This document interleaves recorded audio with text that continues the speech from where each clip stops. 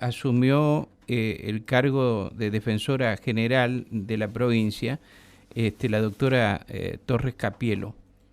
El cargo que desempeña fue creado con la reforma judicial que se implementa, por lo que la flamante funcionaria, que es interina y venía cubriendo la Defensoría de la Niñez, Adolescencia e Incapaces, es la primera en desempeñar la función.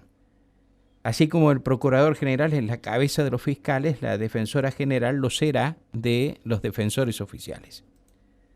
Torres Capielo, con desempeño en cargos gubernamentales y desde hace algunos años en el ámbito judicial, fue puesta en posesión de su cargo por la presidenta del Superior Tribunal de Justicia, Carolina Monterrizo, durante una ceremonia en la que también asumieron otros defensores.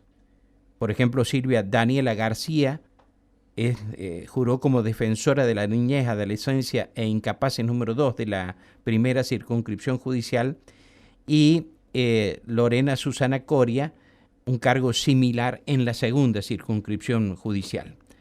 Además, asumió el conjunto de defensoras adjuntas de las cuestionadas designaciones que implican lo que denominamos la colonización del sistema judicial con funcionarios del Poder Ejecutivo y dirigentes políticos que no han rendido las pruebas de aptitud para el desempeño de sus cargos, o cuando lo hicieron, como ocurre con 2 de las nuevas defensoras puestas ayer en funciones, resultaron no recomendables.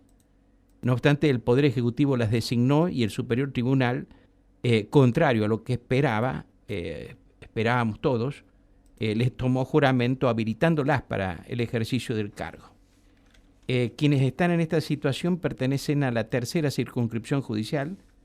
Son las doctoras Mirta Gabriela Moreno y María Luz Vilches Vilches, que fueron no recomendables en el examen de aptitud que rindieron en la justicia. Además, asumieron otra serie de defensoras, como les dije, ya después les doy todos los nombres. Ayer, a raíz de esto, se actualizaron las críticas que se han venido formulando precisamente a la manera en que se han designado por vía excepcional, digamos, a todas estas personas en los cargos que vienen desempeñando como, ahora defensores adjuntos y también como fiscales adjuntos. Se puso nuevamente de manifiesto aquella expresión del Colegio de Abogados y Procuradores que tuvo aquí en nuestro programa la presidenta Flavia Molina Arlandi, cuando dijo que ellos creían altamente razonables que los que se sometieron a examen de idoneidad y resultaron no recomendables no iban a asumir. Bueno, ayer asumieron. Y también, digamos, de abogados de la matrícula que se movilizaron en su momento por esto, ayer volvieron a publicar, lo hizo Francisco Guiñazú, una carta abierta al Superior Tribunal de Justicia por el tema de la idoneidad de los funcionarios que asumen en el ámbito de ese poder. Pancho Guiñazú, buen día, ¿cómo estás? Hola Mario, buen día, un placer hablar contigo y con toda tu audiencia. Se ha dado este caso de que a pesar de que eran no recomendables para el cargo, asumieron 2 defensoras. Sí, verdaderamente creo que ayer ya se cruzó una línea inimaginable. O sea, personas que fueron declaradas como no recomendables con el aval y presencia del propio presidente del Superior Tribunal de Justicia, porque en esa evaluación estuvieron, y sin embargo ayer se les termina tomando juramento. Yo quisiera resaltar algo que parece, digamos, que el Superior Tribunal no lo considera, no lo evalúa, y me refiero concretamente que bajo ningún pretexto o excusa se pueden suspender los derechos o garantías de todos los ciudadanos y mucho menos la efectividad de los mismos. Esta norma, que es constitucional, habla precisamente ni siquiera suspender, y digo esto porque el caballito de batalla con el cual se avalan o se pretenden avalar este tipo de designaciones es la cuestión de la provisoriedad, la situación de excepcionalidad que invocan por el tema de la puesta en marcha del nuevo Código de Procedimientos Penales.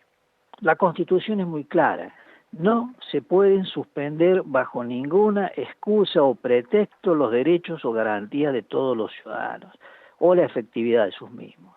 Por lo tanto, es bochornoso, es vergonzoso el comportamiento de los miembros, de los ministros del Superior Tribunal de Justicia, que por otro lado tienen la obligación de ejercer, tienen el deber de ejercer el control de constitucionalidad de los actos, el deber, así nos informa nuestra Constitución. Tampoco lo hacen y siguen avanzando con este tipo de juramentos que están sostenidos en decisiones que son evidentemente inconstitucionales y que para ellos no es así y ejecutan como si fuera una cuestión de obediencia debida. Todo lo que venga del Poder Ejecutivo tiene que ser ejecutado, valga la redundancia, o puesto, digamos, en ejecución por ellos a través de estos juramentos. Una vergüenza, Mario, una vergüenza que yo nunca vi, algo verdaderamente intolerable, y por eso es que ayer junto con un grupo de abogados, no estoy solo en esto, hemos estado trabajando en esto y concretamente le hemos pedido la renuncia a todos los ministros del Superior Tribunal porque no están a la altura de las circunstancias, no están cumpliendo con sus obligaciones y por lo tanto es muy grave esto que nos pasa y espero que haya alguna reacción de los mismos porque no se puede seguir en este contexto donde la idoneidad no vale, en donde una persona puede ser reprobada y lo mismo va a tomar juramento y va a ejercer las funciones de miembro del Poder Judicial o miembro del Ministerio Público, como ocurre en este caso. Y bueno, creo que hay una suerte de alineamiento con este pensamiento de que la idoneidad no existe, que el mérito está devaluado y por lo tanto todo vale. Ahora, es cuestión de ser amigo del poder para llegar a este tipo de funciones. En tu interpretación, ¿cuál es el alcance de la calificación de recomendable o no recomendable para el ejercicio del cargo? El alcance es simplemente que esa persona no está en condiciones de cumplir esa tarea. Y avanzo más todavía, porque la idoneidad no es solamente una cuestión vinculada con la capacidad jurídica o con la práctica profesional o con los antecedentes. También tiene que ver con una evaluación psicológica, con una evaluación médica, en fin, es un combo de cosas que deben ser analizados a los fines de determinar si una persona está o no en condiciones, si es apta, si es recomendable o no, para estar cumpliendo estas tareas que son importantísimas, Mario. O sea, pensemos que toda la primera etapa de la investigación, en el marco de los procesos penales, va a estar a cargo de ellos. O sea, verdaderamente, y esto no es un cliché, donde la libertad, el honor de las personas va a estar bajo la investigación de estos fiscales y de estos defensores. Los otros días, hablando con el intendente del Trapiche, me comentaba por el tema de los incendios, que dice, es como que hubo alrededor de 30 o 38 focos ígneos en la zona, y el único foco que fueron a analizar fue aquel donde supuestamente el municipio tenía ejercía la posesión donde se tiraban los desechos, etcétera. El resto no. Pero la fiscal que fue es una de las que son designadas en este contexto de provisoriedad. Por eso es que es muy grave que pasen estas cosas, y es muy grave, es doblemente grave que el Superior Tribunal de Justicia avale este tipo de decisiones. La pregunta te la formulaba, disculpa que te interrumpa, sí. Pero la pregunta acerca de cuál es el alcance de que digan que alguien no es recomendable, a mí lo que me decían ayer, y es lo que parece surgir incluso de los mensajes que están difundiendo por las redes sociales operadores políticos del gobierno, que hablan de que no han sido bochados en el examen las dos personas no recomendables. Me decían que el hecho dice, es una calificación que no compromete al Poder Ejecutivo y que entonces el Poder Ejecutivo puede designarlo lo mismo. decir que no es apto una persona, decir que no es apta es porque lógicamente esa persona no reúne los requisitos y por lo tanto no puede cumplir esa tarea.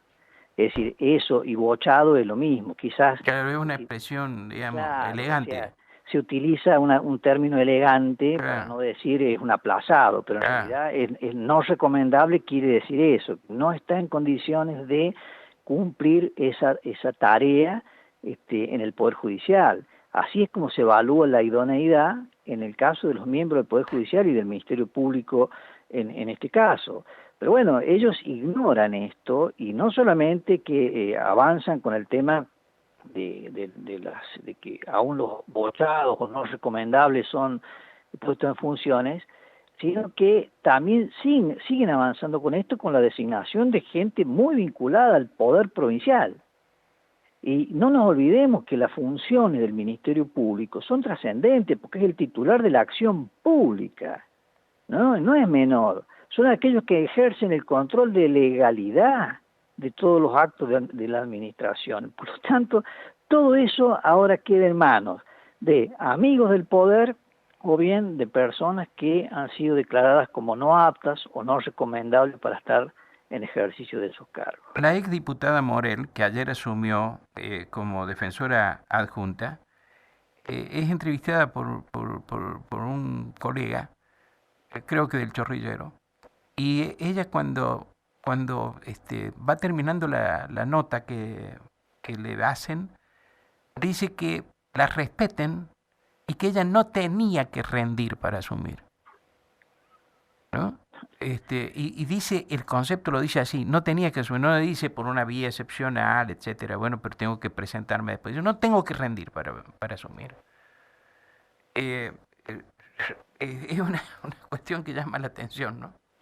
¿Sabes qué pasa, Mario? Que ellos se apoyan en el famoso artículo 118 de la ley de reforma, claro, judicial. reforma judicial. La transitoriedad. Pero lo Sí. que no dicen ellos, que esa ley, ese artículo de esa ley, es absolutamente inconstitucional. Y la guía que deben tener ellos en consideración, más aún un miembro que pretende ser o es ya miembro del Poder Judicial, esa guía debe respetarla. O sea, todo el andamiaje jurídico se sostiene en esa norma y por eso es que la propia norma constitucional prevé mecanismos como para marcar, digamos, a los poderes constituidos de decirles, señores, no vayan a transgredir esta línea. Les dice específicamente que bajo ninguna excusa o pretextos los derechos o garantías de las personas o la efectividad de las mismas puede ser suspendida, bajo ninguna excusa. Entonces, allí el constituyente le está marcando al Poder Legislativo, al Poder Ejecutivo, que no pueden pasar esa línea. Y, lógicamente, quienes ejercen funciones judiciales tienen que saberlo todo esto. Y el Poder Ejecutivo mucho más, porque en definitiva es el que puso en marcha todo este mecanismo perverso que terminó involucrando inclusive a los propios colegios de abogados, ¿no? Pancho, muchas gracias por atenderme, muchísimas gracias. No, por favor, Mario, muchísimas gracias por difundir esta carta, esta pequeña opinión que hacemos como ciudadanos, un conjunto de abogados muy preocupados por la realidad institucional de la provincia. Muchas gracias, buen día. Adiós. El doctor Francisco Guiñazú estuvo esta mañana aquí en Nada Secreto en Radio Universidad.